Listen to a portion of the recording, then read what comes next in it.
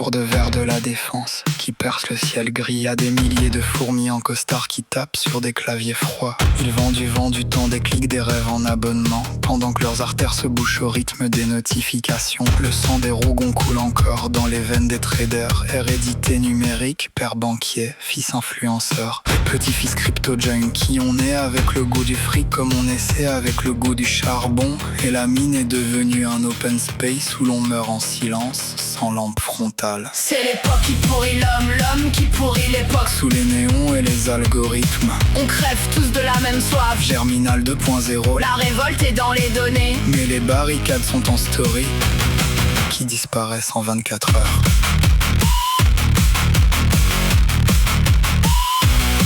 Dans les cités de banlieue où le béton suinte la misère ancienne, les gamins de 20 ans d'île du rêve en sachet, comme leurs arrière-grands-pères descendaient au puits. Le déterminisme social s'appelle maintenant quartier, origine, code postal. L'école promet la lune, la réalité te livre Uber à 3h du matin sous la pluie. Les mères épuisées fument sur le balcon en regardant leur fils partir en vrille. Comme Gervais autrefois, mais aujourd'hui c'est du Xanax et des lives TikTok.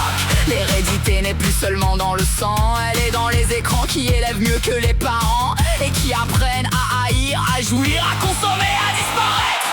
Regardez les champs de colza devenus parking pour centre de données, les rivières qui puent le lithium et les promesses de transition verte. Les actionnaires se goinfrent pendant que les abeilles crèvent et que les jeunes étouffent. Asthme climatique, dépression générationnelle, cancer du désir. On vit dans des boîtes en kit, on baise en visio, on pleure en 4K, on mange des protéines en poudre en regardant des gens riches manger des vrais steaks. La grande ville a tout digéré, les corps, les âmes, les forêts, les illusions. Et quand elle rôde, ça sent le plastique brûlé et le parfum de luxe.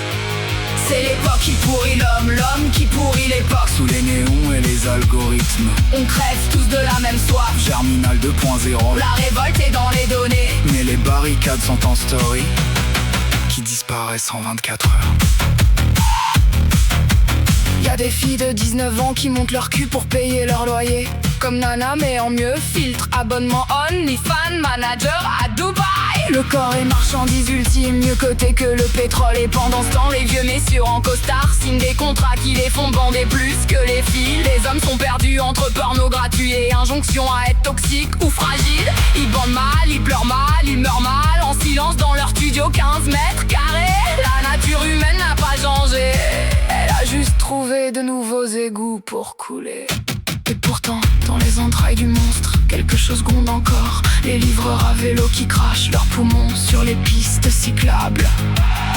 Les caissières qui tiennent bon malgré les insultes et les salaires de misère. Les gamins des cités qui écrivent des flammes sur des téléphones volés.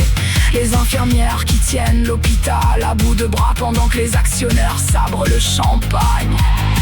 Un jour, ça va péter, pas comme en 1789, pas comme en 1848. Ça va péter en silence d'abord, puis d'un coup comme un serveur qui plante.